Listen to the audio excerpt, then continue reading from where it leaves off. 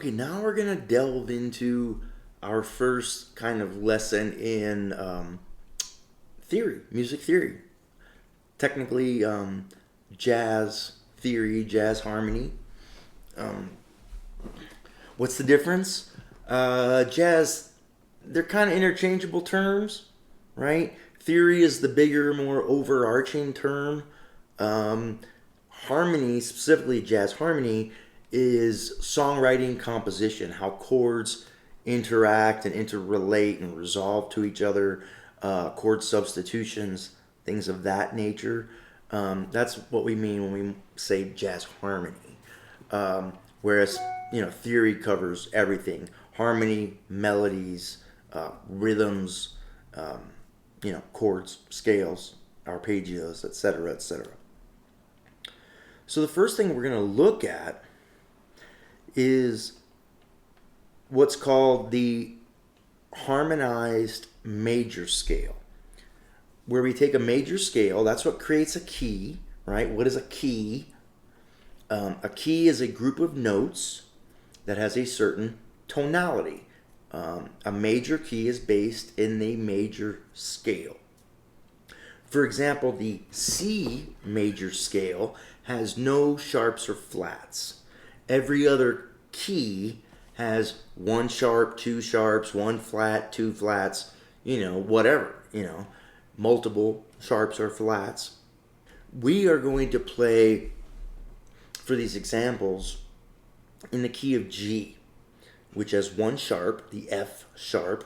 Don't really worry about that right now. It's not important that you remember that. We're going to play in G because it allows us to use the lowest string and to play chords all the way up the neck. So you can visualize the relationships. Again, like everything else we've studied, you can apply this to any key. If I'm starting on G and here's my 1 chord, and here's my 2 chord, and here's my 3 chord, well, if I'm starting on B, right, here's my 1 chord, here's my 2 chord, here's my 3 chord, they're the same. And then you go down here for the 4 chord and the 5 chord, So they repeat in order, kind of like they did with the pentatonic scales, how they had 5 positions. Except here we have 7. There are 7 notes in a scale, right? 1, 2, 3, 4, 5, 6, 7, and then the octave of the root. Those 7 notes correspond to the intervals. So the first note is the 1.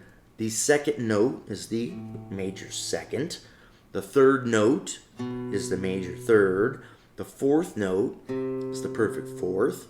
The fifth note, perfect fifth. Sixth note, major sixth. Seventh note, major seventh. Eighth note, octave.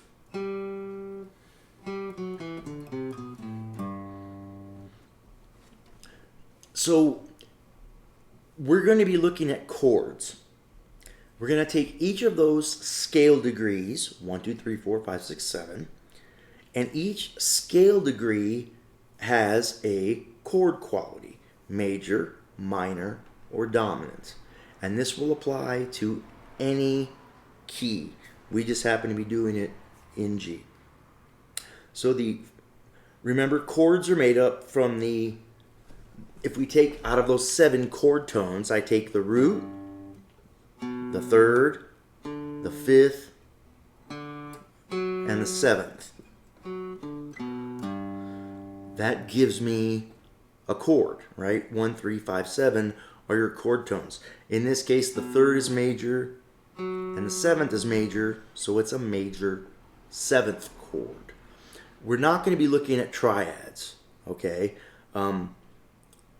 A lot of music, early music, gospel music, blues music, country music, stuff like that, they use triads. We're going to be looking at 7th chords. This is jazz harmony, okay? And a lot of jazz and soul and R&B music uses the 7th. Gives it a fuller sound. Kind of, when you're playing a triad, you're just repeating the root, and you're repeating the fifth. You know, it's kind of a waste musically. It's okay if you want to strum big chords. It's fine. It serves its purpose musically. But if you play a major chord, right? It has a once you add that seventh in there, it gives it a more dynamic chord quality. Okay, I really don't know how to explain it. A 4-note chord is more specific sounding. It creates, to my ear, more tension and release than a 3-note chord or a triad. So we're going to be looking at seventh chords that have a 7 major or minor seventh in them. So if I have my 1, and it's a major 7th chord, right? This is my major 7th chord. And then I go to the 2, this A right here. And I play the same notes from the G major scale, and I pick out the 1, 3, 5 from the A, right? 1, 2, 3, 4, 5, 6, 7.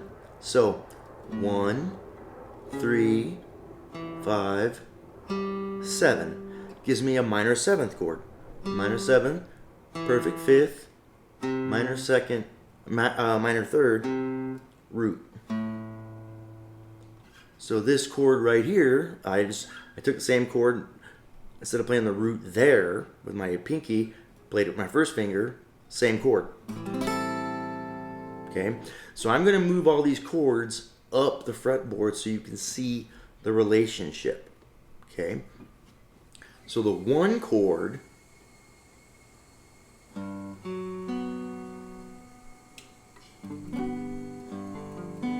is major, the 2 chord is minor.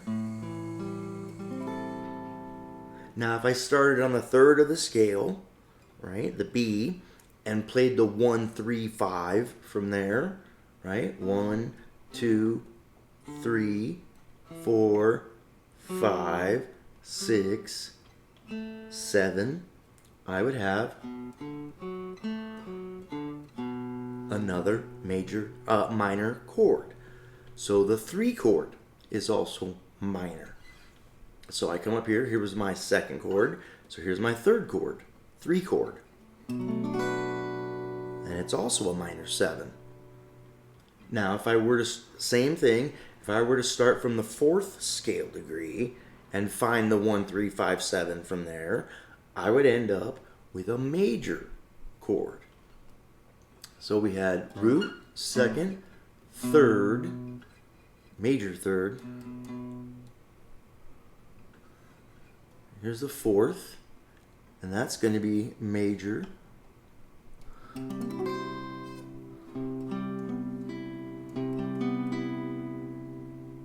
Next would be the 5 chord, which is a dominant chord, extremely important.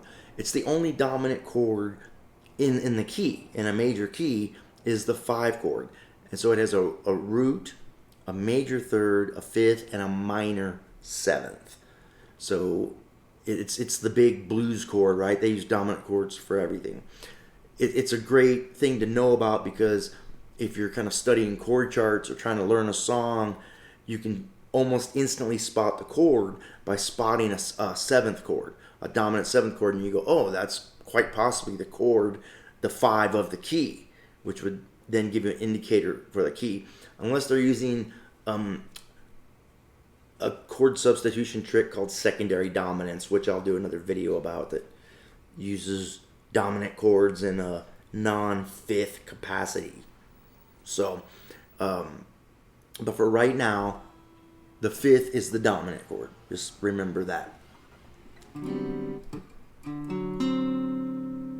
Now we get to the 6th. And I had mentioned in a previous video the importance of the 6th. It's the relative minor of the key. So we're in the key of G. So now we have this E minor, E minor 7. And so we have 3 minor chords in a major key. The 2 chord, the 3 chord, and the 6 chord are all minor. And some songs that are written in minor keys are like a 2-5-1. That's real big in jazz. 2, 5, 1. Okay, it's called a 2-5-1 progression. You've heard it in a billion jazz songs and pop songs, and the song Tennessee Whiskey is a 2-5-1. You know, so that's why people love it. It's so good. It's a simple jazz progression that people have heard a billion times, and people like to hear things that they are used to and they're accustomed to. So some minor key songs are written in the have the 2 as their root, but a lot use the 6, the 6th chord, and that's called the relative minor. Okay, and so if we're looking at chord relationships and how one chord leads into the other, we've talked previously about how a note likes to resolve from a 5th away. So the same is exactly true for chords. The root of the chord and all the chord tones are going to resolve a 5th away from a chord above it. So, for example, if we go to our 3 chord right here, it's minor, and I'm playing a jazz grip right here. They kind of just dull the A string and can quickly grab that shape, which then leads into the dominant 7th shape of the 5 chord very easily. Or you can go from the 3 to the 6, okay, which is what I'm doing here. You could also do it this way, 3 chord to the 6 chord, like that. Okay, so that's what we're doing. Chords, even chords, move in a 5th, right? So here's this note right here, and the 5th of it is right there above. But the lower octave of that 5th is here below it. So for this movement, though it's a perfect 4th from this note to this note, if this is our root, then this is a 5th, and it wants to resolve up to that root. So the 3 chord wants to resolve to the 6 chord, which wants to resolve to the 2 chord, which wants to resolve to the 5 chord, which wants to resolve to the 1 chord. In jazz harmony, that would be called a 3, 6, 2, 5, 1. And you can break that up and use less of it. You can just do 6, 2, 5, 1.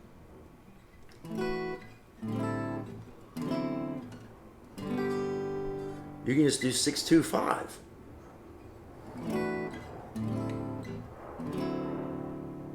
And then back to the 6. You know?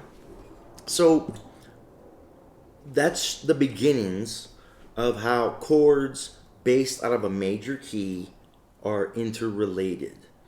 Okay, they have specific chord qualities. We have 3 minor chords, the 2, the 3, and the 6. And then we have 3 major triads, the 1, the 4, and the 5. But the 5, it's a major triad. It is a major 3rd, perfect 5th.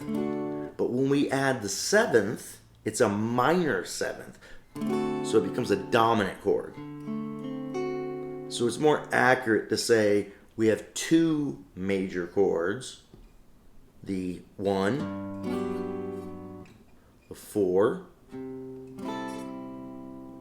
We have 3 minor chords, the 3, the 2, the 3, the 6, and we have 1 dominant chord, the 5. Okay? Now there's one more chord. It doesn't get used a lot outside of jazz and classical music. Not really. Who knows? Joe Satriani and Steve Vai and Frank Zappa probably use it. It's the diminished chord, the 7th chord. Now the 7th chord of the key sounds kind of funky because the way the notes fall, if we start here on our F sharp and we play the notes of the major scale and we find our 1, 3, 5, 7, 1, 2, 3, 4, 5, 6, 7. What that gives us is a minor 7 flat 5.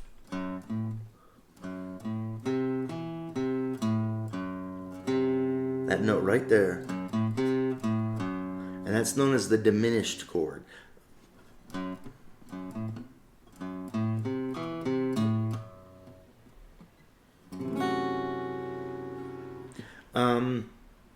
Again, it's worth knowing because it helps in songwriting.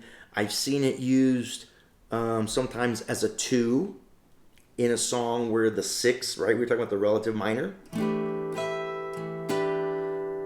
And so they use that as the 1, the root chord of the song, right? Is the 6th chord. So then their 2 chord becomes the diminished.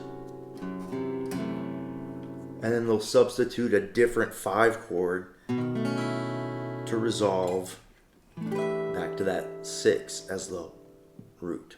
You know what I mean? So it's there, gives you a different tonality. It's kind of funky and dark and weird, you know. But it's worth knowing. It's part of harmony, okay? And it's our 7th chord. So that's the what's called diatonic harmony, right? Jazz harmony. Chords built out of the major scale. Next, I'm going to give you a video on the modes, which are the scales and tonalities that are derived from those chords. Thanks for stopping by.